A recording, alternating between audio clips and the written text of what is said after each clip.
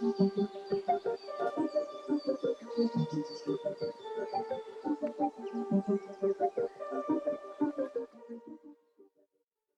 welcome to our latest episode of Coaching Outdoors, and we are going international, this time all the way down under to Australia, where our guest Elle is dialing in from New South Wales. And I've been really, really excited about having her onto the show.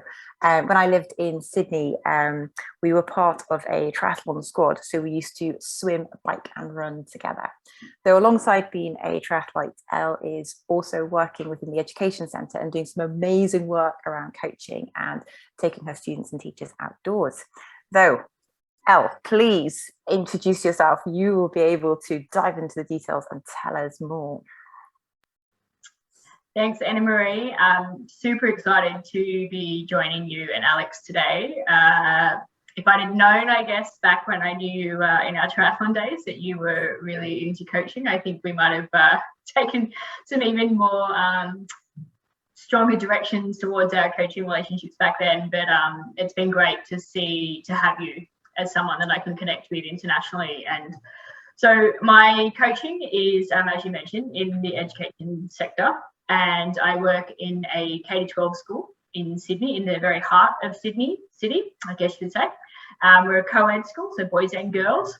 And my role, my title is the senior learning coach, but essentially my role is to develop the strategic direction for coaching at the school, which also includes the management of our coaching staff and all of our coaching projects, which supports our professional development. With the ultimate aim of improving our student outcomes, because we know that if we want our students to succeed, we need to have our staff supported and we need to be protecting their wellbeing, but also their professional growth as well. And so we see that coaching is a highly effective way to do that for our teachers and our leaders. And we're sort of slowly diving into the student space over time, over the last sort of 12 months. And next year, we really hope to do a little bit more. I've been coaching myself now in a sort of a one-to-one capacity or team peer capacity for about 7 years. And the role that I currently have at the moment, I've been doing for about 4 years. So it's really exciting. At our school, we have anywhere up to in excess of 50 hours of coaching per fortnight happening. Across kindergarten to year 12 with our staff, and it's growing, so it's super exciting in that space. It's so wonderful to actually have somebody on as a guest who does coaching in an environment that's very different to most of our other guests. And a lot of our guests do coaching within the corporate world or with business leaders. And it's wonderful, and we'll be talking today with you about some of the different aspects and the way in which coaching works within the education sector and the way that you do your coaching. Before we do that, we always ask our guests the same first question, and it just reveals so many wonderful memories and thoughts. So what is your earliest memory of being outdoors, and why do you love the outdoors so much yourself? It's really interesting when I was thinking about this, and the first thing that came to mind was my grandfather, because I just remember so I grew up on the south coast of New South Wales, in a tiny little town, Berry, which is just off the coast, quite close to the beach. And my grandparents lived even further south again, right on the beach down in Jervis Bay, which is, I'm not sure if you know, quite a famous Australian destination, I guess. And so growing up, we didn't have a big farm or anything, but we were always outdoors as children. Mum and Dad were very much encouraging us to be sporty from a really early age. But yeah, I think the visits down to my grandparents down in Jervis Bay, and we would go for walks, and I just had this memory of my grandfather saying to me and calling me the little four-wheel drive, even as quite a small toddler, essentially. And I think what it was, I would just get dragged along with the family bushwalks and forced to sort of walk. And then every now and then, Pa would put me on his shoulders, kind of carry me on along, that sort of thing. So for for me, those early memories were sort of in the backyard with my cousins. We kind of lived next door to our cousins, sort of playing cricket, swimming in the pool, those sorts of things, but very much being outdoors, you know, having camping holidays, doing bushwalking, that sort of thing. And then it's interesting, it wasn't until I got older, sort of at university, when I started studying some outdoor ed, that I really started to see, oh, this is actually like really good for your soul to be outside. And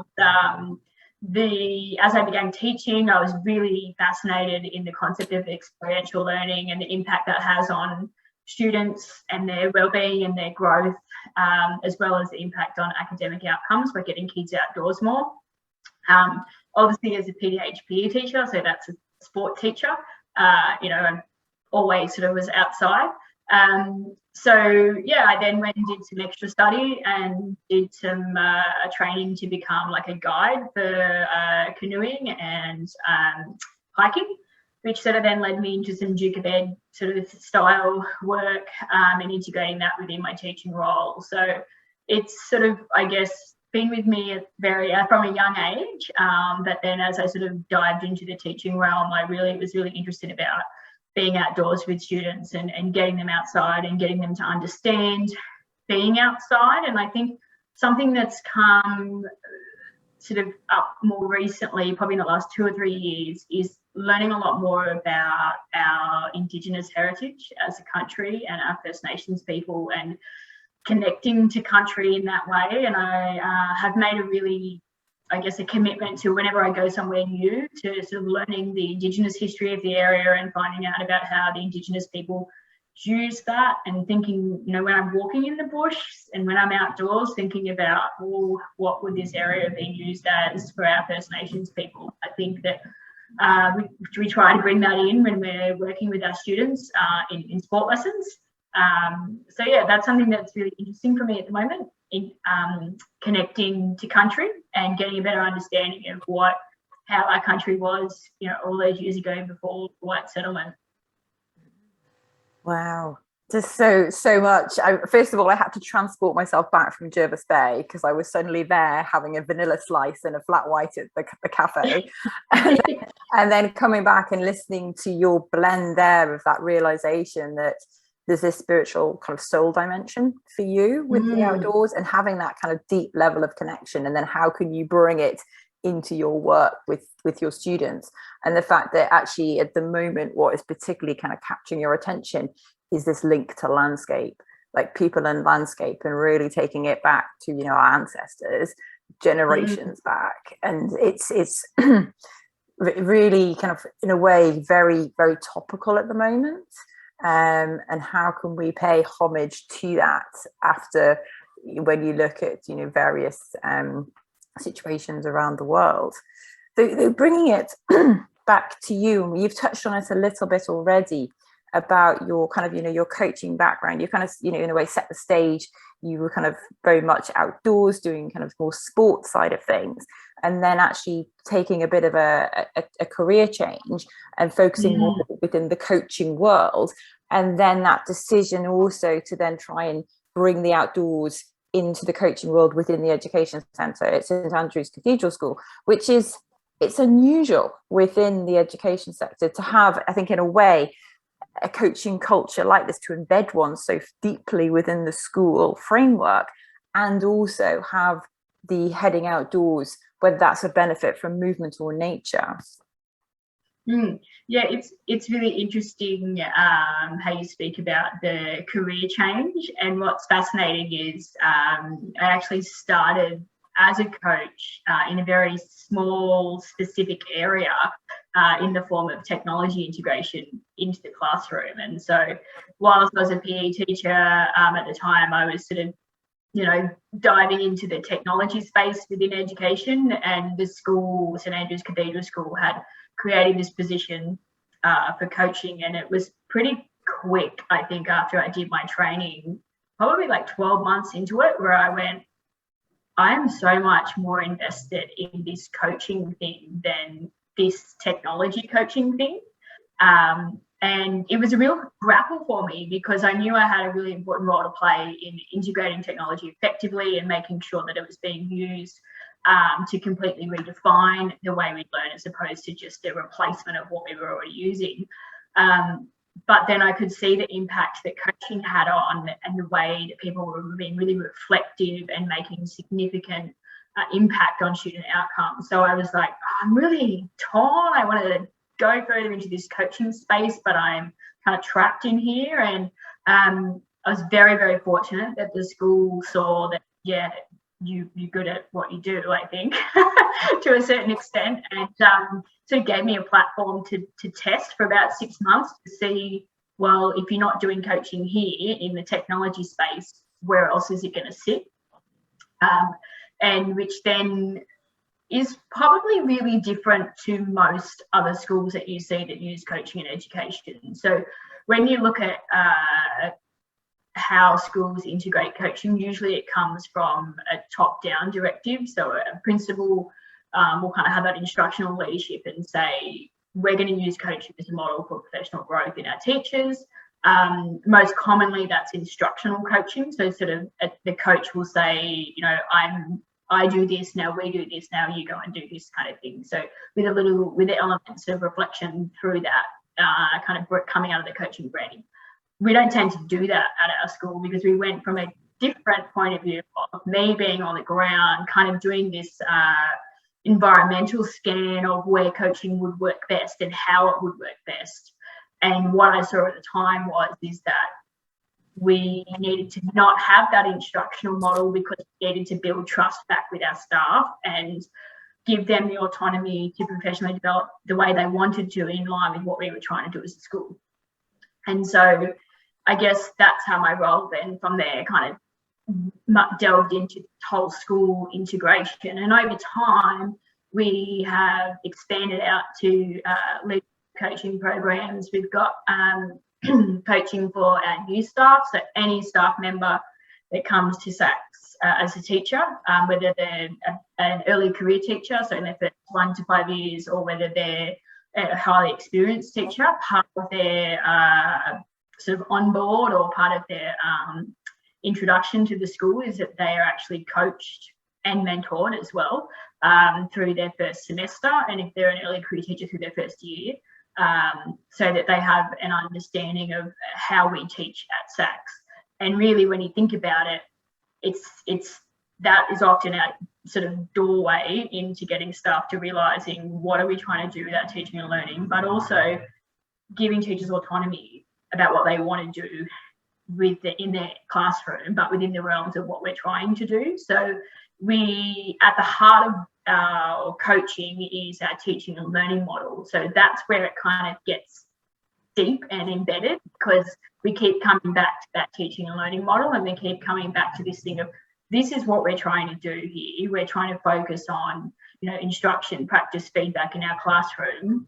What are you currently doing? What's currently working? And how can you be better based on the very specific needs of your students? So when we talk about how did this get so deep and embedded, it came from those constant environmental scans of seeing what is it that we need to do, where do we need to be working, who do we need to be working with, what change do we need to see, but then also keep bringing back that teaching and learning model into everything we do. So it's very, in a way, deliberate what we do. If we want to do something with coaching, we have to we go and pilot it and we test and trial it, see if it works first. And then we kind of do a dry run. And just before we kind of then go into being sort of offering it to everybody sort of thing. And I think that's where the success comes from, because it's kind of come from the bottom up. Like the way we've developed things have come from the needs of our staff and our students, aligned with those top-down strategic objectives. So instead of this coming from the top, it's coming from the bottom and meeting those top objectives. And I think that's where we've had a lot of success and built a lot of trust with staff along the way. Honestly, listening to you is just, it sparked so many thoughts in my mind, and it's just I'm just fascinated by everything you've said, and I hear so many parallels with what we could achieve in the business world as well, and what, you know, many coaches try to help businesses achieve, and you're doing it, and it sounds like you're doing it so well. and in such a wonderful context as well. And I think a lot of people listening to this will be just thinking, oh, it's so inspiring that you're able to do this, and then you've developed this style of coaching. And I love the idea of you sort of trialing it out as well, and seeing how it goes, and then doing slightly different approaches for different levels so that they're getting the support they need, rather than it kind of being a one size fits all across all your teachers. And you've mentioned a little bit there as well about, you know, using the coaching approach with the students as well. So, and you know, there's so much that we can go into here. But what I'd love to find out more about is you rolled out netwalking with your students and with your teachers. And I think we have a concept of netwalking here in the UK, again, in that kind of more corporate setting. And it would be lovely and wonderful to hear about what this netwalking approach was that you've created and introduced in the school setting. And then, you know, it would be great because we can hopefully learn, and there should be some great parallels there. And so if you could just describe to us what this initiative is and how you use it both with your teachers and with your students in the coaching world. Yeah, I think I'm not going to take full credit for the netwalking. This is actually something that Anna Marie introduced me to, oh gosh, quite some time ago now. And I think it's really interesting because at first it was very organised, very structured, and now it's just become a way of being. It's like what we do as part of our coaching practice. Which I think is really special. And so when we kind of, you know, you think of netwalking, I'm like, oh, that's right, that was that super formal thing that we really started with, and now we kind of, it's a bit more flexible. But I think that also says a lot about our coaching culture and how it's changed, in that we've been getting more towards that way of being, like how we speak, how we act, how we behave is that reflected coaching nature, as opposed to needing really formal structures to do things. So, you know, we've seen that shift over time. So netwalking in its formal context is essentially we have a group of staff that sign up to our netwalking opportunity. We either hold them in the morning or in the afternoon. We usually sort of provide them with like a breakfast or an afternoon snack or something to kind of get them along. But yeah, so we don't put a cap on how many people can or can't come, and what sort of usually happens is I tend to try and break them up into sort of smaller groups in my head before we start, and then when if other people show up, then we just fix it. But essentially the concept is that we go walking for like an hour, 45 minutes to an hour, and interesting because, you know, it's not like we're going outdoors. Like I've seen the most beautiful pictures of Anna Marie taking netwalking sessions, you know, along sort of like canals and green trees and everything. I'm like, oh, we're going out to get some fresher air than what's in the building inside. So if you can kind of imagine, Alex, I'm not sure if you've ever been to Sydney, but unfortunately. Essentially where we are, and for those who are listening who have been to Sydney or live in Sydney, our school is located right in the CBD, kind of near, or essentially next to Town Hall or the Queen Victoria building, which you might be familiar with. And so our netwalk would go down the hill to Darling Harbour and sort of along to Barangaroo now, which is all built up, and even linking back to what I was talking about earlier about the connection to country, it's great going down to Barangaroo because they all tried to kind of restructure it in a way that it sort of looks a little bit like it would have looked, you know, before time, essentially. So, yeah, so we go for that hour walk, but what does it look like within that hour walk? We split the staff up into, I usually put them into threes, and I have a theme. So one of my favourite themes, and Anna Marie, again, has helped me with this one, is my gold medals theme. And I like to do this one at sort of the start of the year or the start of a semester. And it really helps people set the scene. So we have the theme, and then we have questions that kind of go with that theme. So gold medals is all about goal setting, and like if you were to have a gold medal in an Olympic event, like what would be your Olympic event? You know, for me, I'd say, coaching, you know. So yeah, so the questions, there's sort of 4 questions, and it always starts with a question that gets them reflecting, thinking about their lives, thinking about things that have worked. Then we delve a little bit deeper and look at things, different perspectives. So, how do other people see you working in this situation, or question that might be around, challenges that have stopped you from getting to this point. And then the 4th question is always around, well, what's one small thing or one small step that you could kind of focus on doing more of that initial thing that you talked about. And as we do those, between each question, so I'll ask a question, we'll kind of walk for 15 minutes or 10 minutes, and then we stop, come together. Some people share their responses, and then we actually get them to sort of mix the groups again, and then off they go for the next question, and we come back and share some responses there. And I think what's really beautiful about that concept is we end up getting these co-constructed, like, amazing ideas, and where people actually work together. And so I think where the networking that we're doing at SACS is so different to the networking where you might do in the UK, which is where you have people from different businesses coming in, is that we all work together under the same roof. We might come from different silos. So sometimes we get, our teaching staff, so they might come from different faculties. Sometimes we get our teacher librarian staff. We might even get, sometimes we had a couple of our administrative staff come in. Some of our staff from marketing or community events. So we've got these people, and really at the heart of us, the core of us, are our students. So everything we're trying to do is for the students, right?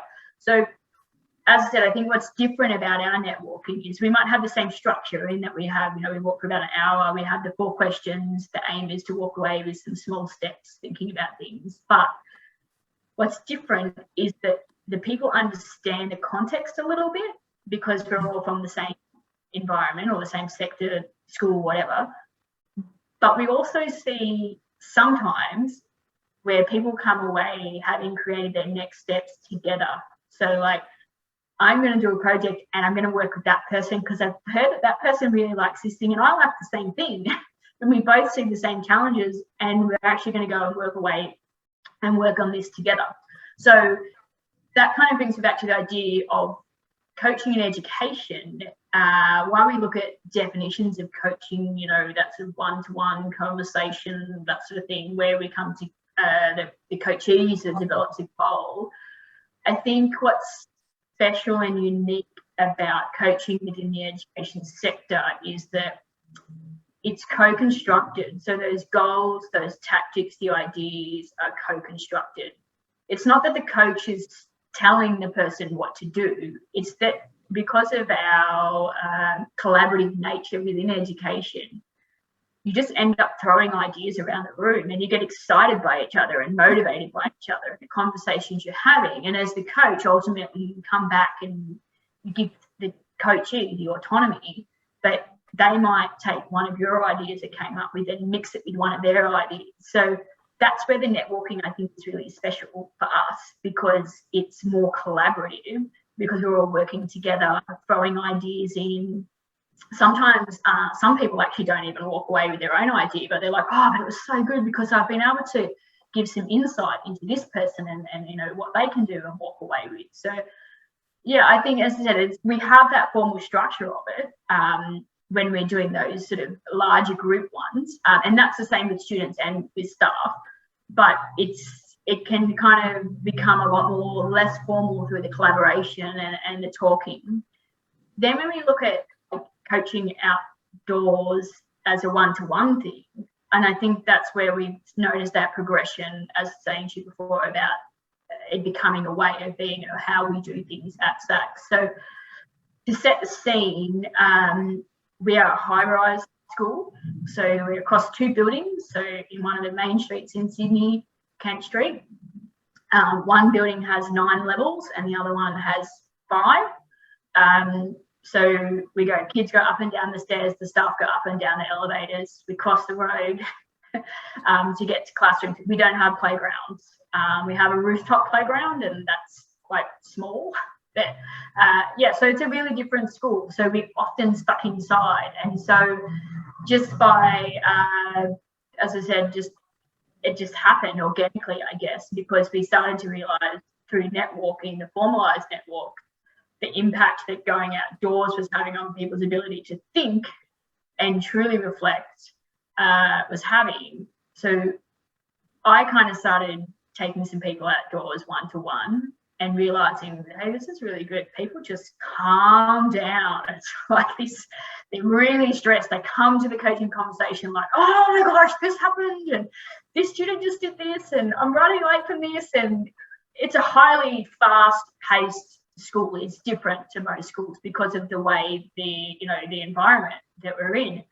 And often I'll just go, okay, let's just put the books down. We're going outside.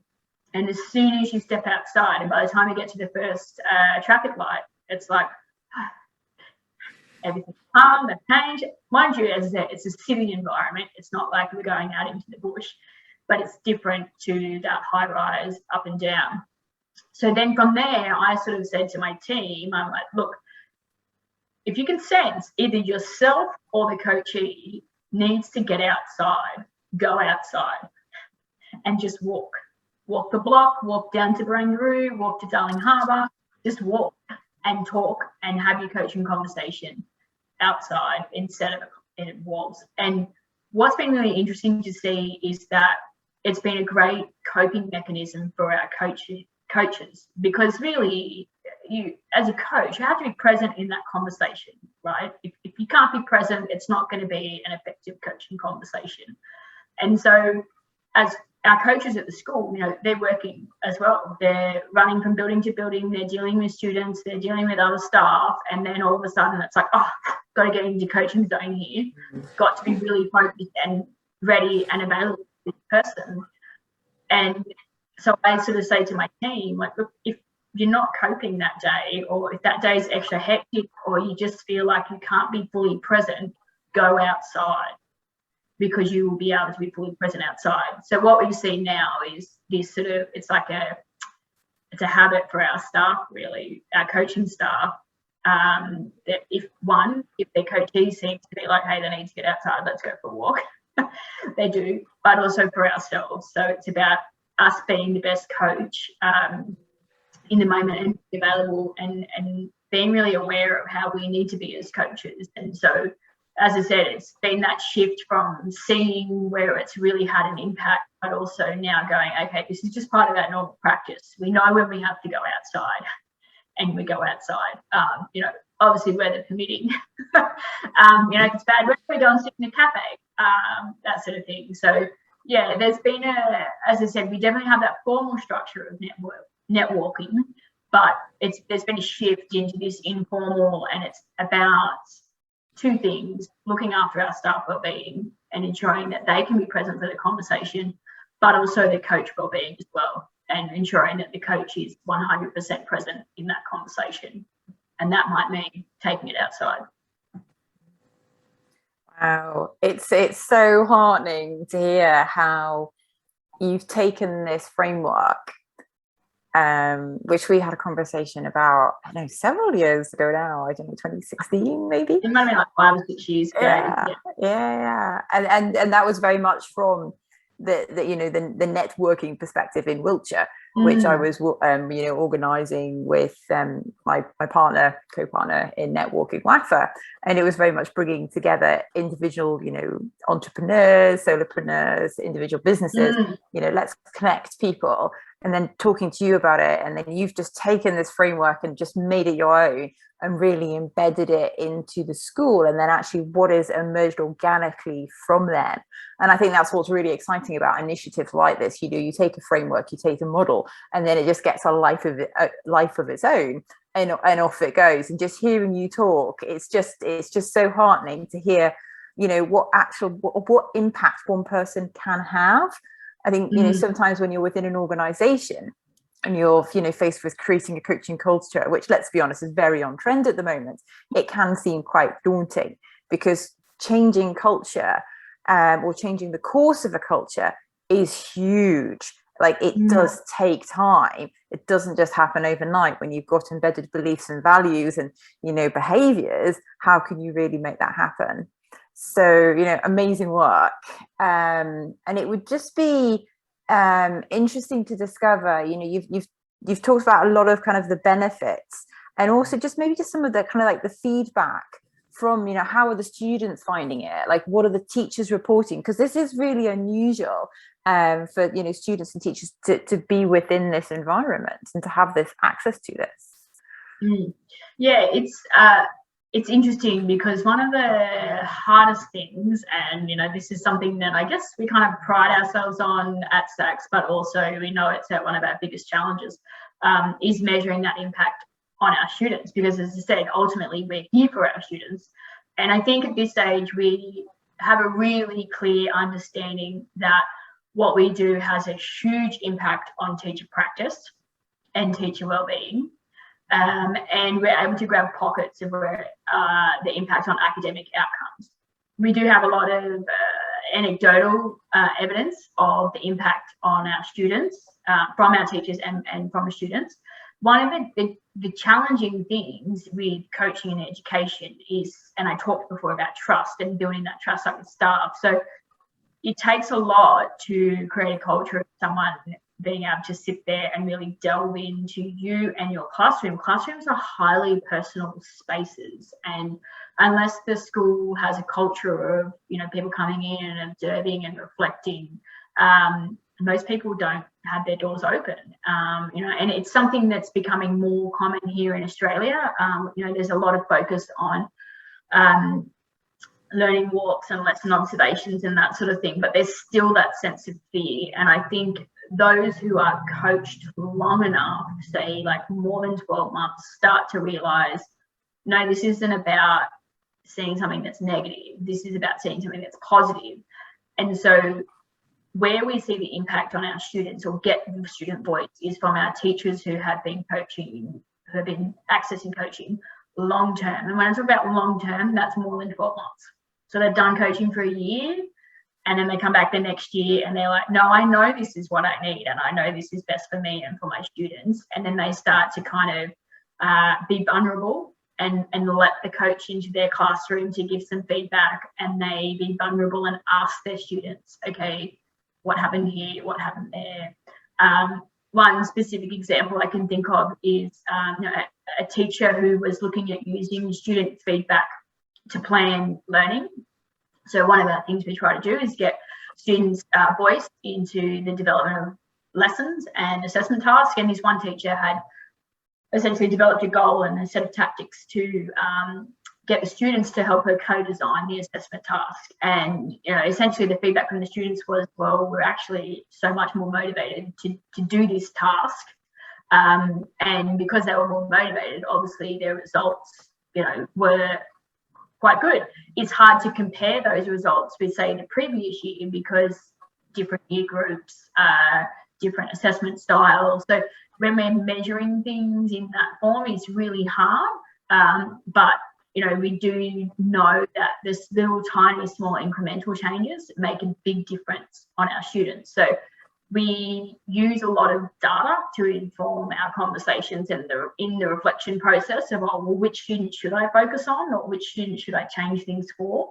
And so you then get the feedback from those students that, yeah, I'm actually noticing that my teacher's making changes that are specific to my learning needs and specific for me. You know, which obviously instills a huge load of confidence within them. When we take our students outside and have conversations with them, or when we have conversations with them about their learning and setting their goals for academic things, that happens within our pastoral space, essentially. So we call that tutor time or tutor groups. So a teacher will have anywhere up somewhere between 10 to 15 students in a group. And once a fortnight, they work on their what they call growth learning plans. And so we sort of use a coaching approach to, you know, assess which subjects they picked as their focus subjects and what skills they're best at and how can they start using those skills to improve. So where we see high impact in that area is where, especially our tutor teachers who are also our coaches, they obviously have the most impact in that space. And we're at the process of training all of our tutor teachers to be better in having a much more stronger coaching approach in that space. So when we look at what is the impact on our students, we're seeing that our students know that the learning is being created for them. and that their teacher is actually essentially walking the talk, because it's like they're saying to the students, I want you to be better. I want you to work on these things and focus on these things. And the teacher's actually going and modeling that. They're working on their own practice, and it's really visible to students that that teacher's actually getting some help, or not necessarily help, but that teacher's reflecting on their practice and working what's best for their students.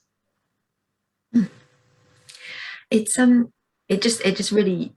just, as I said before, it just sets off so many thought processes in my mind about how I'm learning so much from what you're saying, just how I can kind of build some of this into the coaching that I do and recommend some of these practices. I've got so many of my friends are teachers. It's really weird. I never wanted to go into the teaching world, but nearly all of my friends went into the teaching world. And I'm thinking here, I'm going to recommend that they all listen to this podcast, because I really think there's so many things that they can learn from what you've experienced and how you've developed it over the years. And maybe, we can start to put some of these things into practice in UK schools. I think our schools could really benefit from a lot of what you've said. And it's great to sort of reflect back on how you've built it and how it works, and what elements that you've kind of tweaked to and have been flexible with to make it sort of really fit with your school and your culture.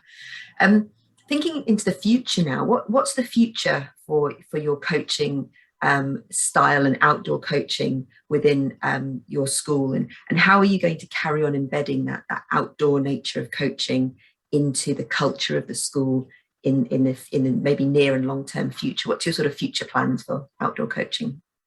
Yeah, it's we want to continue doing it and building it. I think we've had a lot of disruption to our schooling in the last 2 years because of the pandemic, and we're really hoping that next year, I feel strange because I felt like I was saying that this time last year, we'll be able to build in that space. And so, as I said before, we've moved from, we haven't really moved, but we've added to our outdoor coaching in that we're taking out one-to-one coaching outside. But what we really have been testing and trialing the last 2 years is this concept of, we're calling them coaching triads. So it's essentially peer coaching, and it's concept of collaborative work together. So a coach sort of facilitates a conversation where teachers come together and reflect on a shared concept over sort of 2 terms, and reflecting on their practice, looking at research, looking at how they can embed evidence-informed practice from research and from their own findings within their own classroom. So we've been doing a lot of work around that and testing, trialing, piloting, making sure it kind of works. And now we've sort of got to a point where we like, right, how do we integrate the netwalking or the outdoors coaching into that? Because we know, as I said, that when we take people outside, that reflection is so much deeper. It's almost more creative because they're outside, they're looking at other things, they're thinking about other things, they're not within the 4 walls of the education context. And so as soon as you take them out, it's like it's this, I don't know, the creative juices flow. So the idea of these coaching triads where we're getting staff to collaborate and work together is that we want them to come up with really innovative ideas through working together. And so we know that innovation is enhanced when we get them out of the building. So part of that program will be to include regular coaching where we go outside of the building and schedule that and provide opportunity for that. And we will obviously continue doing what we're doing with our netwalking and facilitating those. We were facilitating them once a term. And I think what's exciting, what we now have is a good mix of male and female coaching staff. And so this might sound a bit strange, but our initial netwalking was for women in leadership. So we're really promoting female leadership for people who are in leadership positions within the school or aspiring leaders or just anyone who wanted to join along. So we're really hoping that we can kind of start up a bit of a men's netwalking opportunity to give time for sort of men to come together, our male staff to come together and reflect and, have that opportunity to engage in deep conversation with each other, which they wouldn't normally engage with within as I said, those 4 walls of the classroom. So sort of going back to getting more formality around netwalking after what's been quite a disruptive 2 years, but also integrating outdoors coaching into our coaching triad program to really spark some innovation by getting people outside. And we'd love to know how it goes. I'll let you know. Yeah, definitely keep us in the loop, and come back and tell us more, because this is just so different. And this is what we've been really keen to do with series 3. I mean, we've had you on the list forever to pin you down and work through everything. But just the plans that you've got in store for the future would be really, really interesting to see how they kind of unfold. And almost just before we kind of start to pull things together, just kind of taking a step back, just curious about your thoughts around almost the wider coaching culture within Australia. Clearly, this is the first time that we have reached to the other side of the world, and just how the wider coaching community kind of perceives coaching outdoors, whether that is kind of partnering with nature, whether it's the element of movement, and just kind of how you see that at the moment. Yeah, it's interesting. Within the educational context, I think what tends to happen is teachers are so pressed for time. So when we talk about coaching, our one-to-one coaching conversations at school, at St Andrew's Cathedral School, in the senior school, they usually go for an hour because our periods are an hour long. In the primary school, so like kindergarten to year 6, they could be anywhere between like half an hour to 45 minutes. Yeah, but they're usually always an hour in the senior school because that's how long periods go for. So 7 to 12. So new staff members, they get allocation once a fortnight. So when I say allocation, they essentially get a period off once a fortnight to do that. So that's us as a school was saying, hey, we're committed to your professional growth, and you start at SACS, and we want you to have a really good start. And to do that, we're giving you this time to access coaching. Everybody else puts their hand up and volunteers to do it. So when you think about that, and that's in other schools, from what I can work out, is that it's not schools, they don't tend to have an allocated time slot. It's a case of having to find the time slot. In high schools, I would definitely say, and this comes from my own experience, but also in having conversations with other staff who are in primary school context, because my job is actually working from kindergarten all the way through year 12. So essentially working across 2 schools and managing staff and projects and everything with 2 completely different timetables and bells and all those sorts of things. So what we found is it's actually really easy to do things in the senior school because of how things kind of work and how our timetables work.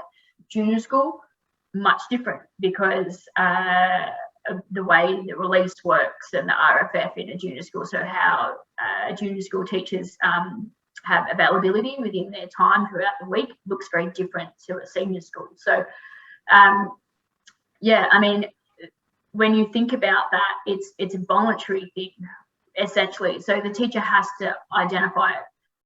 I spoke earlier about the concept of instructional coaching, and what I see where coaching is used for teacher practice and student outcomes versus, say, student coaching, it's very much an instructional model. I haven't yet come across another school that's using we use the growth coaching model at SACS that kind of gives staff that a bit more autonomy. I think we're quite unique around that, and we really pride ourselves on that. So I think that in having a look at how coaching works and the culture of coaching, because it is tending to be that instructional, it's like, okay, here's my idea, this is what needs to be done, how are you going to do that? It tends to happen in the 4 walls of a classroom or a meeting room because there isn't much time. So what's interesting is that And what we know from our experience is that when you actually go outside, it's like you almost make time for yourself, because you lose that kind of awkward, oh, hi, how you going? Yep. And setting up the formalization of a coaching conversation, setting up the chairs, finding a room. Like finding a room at our school is impossible. Just step out the front door and off you go. And someone feels comfortable and they start talking and you start unraveling things. So I think I would definitely say that the idea of coaching outdoors has definitely not hit, especially in the education sector. I did see the the Coaching Association, I think it was the New South Wales branch, had a netwalking opportunity. But yeah, I haven't really seen anything that's sort of taking off. And, you know, I've sort of invited some externals to come along to some of that netwalks to get an idea of, you know, this is how we do it, this is what it is. But as I said, I think it's that maybe perhaps the barriers of time that we have in school, but also just the urgency of things that need to get done. An instructional model of coaching can be quite a formal model of coaching. And so therefore, you know, if you take it outdoors, it doesn't have that same impact, or you might not be able to look at resources as much, that sort of thing. So yeah, I think it's probably more a case of people opening their eyes to realizing, hey, you can just walk out the door and off you go. Like it doesn't have to happen in that space. So yeah, in answer to your question, I definitely wouldn't say it's something that is common practice down here. Yeah, and mainly because it's probably coaching is quite new, especially in the education sector.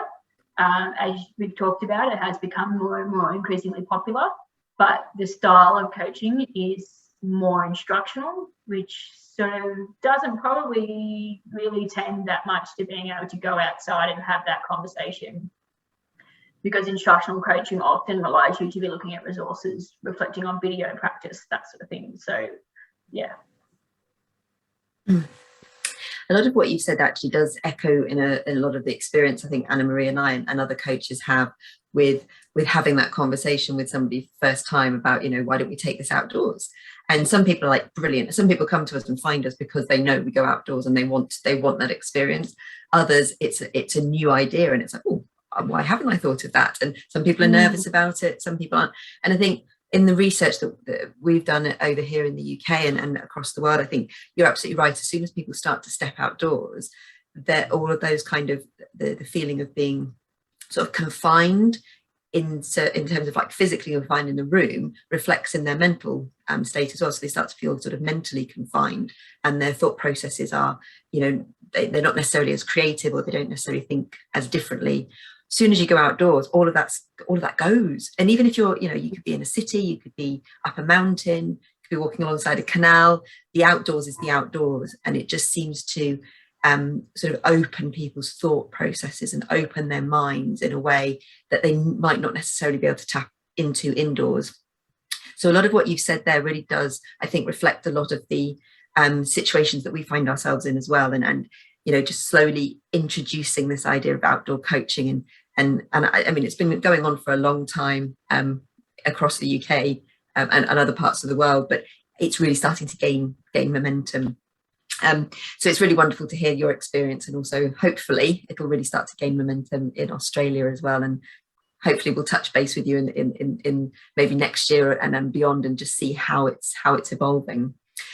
Yeah. So just to start to bring all this together, because we've talked about so much wonderful stuff, and there's so much more to talk about, it would be really lovely if you've got any resources that you found particularly useful yourself on your coaching journey, that you might be able to share with our listeners. We put all our resources on our website so people can actually look. So it could be books, it could be podcasts you've been on or you've listened to, or TED Talks, or anything. And then also just signpost yourself as well. So where can people find you? Because I can imagine there's going to be quite a few people listening to this that might want to touch base with you afterwards and get a little bit more information. So what resources are there out there for people, and what's the best way for people to find you? Yeah, I think, I mean, obviously coaching and education is really different, I think, to when we look at coaching in the business world. So if there are people in education listening to this, one of the books that we always start with our staff, or if any of my staff members are sort of interested about coaching, is an introduction to educational leadership coaching, or an introduction to leadership coaching, sorry. And that's by Christian van Nieuwenberg. I'm not sure if you are aware of him, but he essentially is a bit of a voice for coaching and education. And really this idea about a coaching way of being, which is what we're trying to work towards at St Andrew's Cathedral School. So if you're looking at instructional coaching, Jim Knight out of America, he's the one to go to with all the instructional things. He also has a website, the Instructional Coaching Group. As I said, we don't tend to fall that way specifically. We tend to fall more the growth coaching way, so the research from Christian van Nieuwenberg. But also, for coaching in education, and these guys are International Growth Coaching International.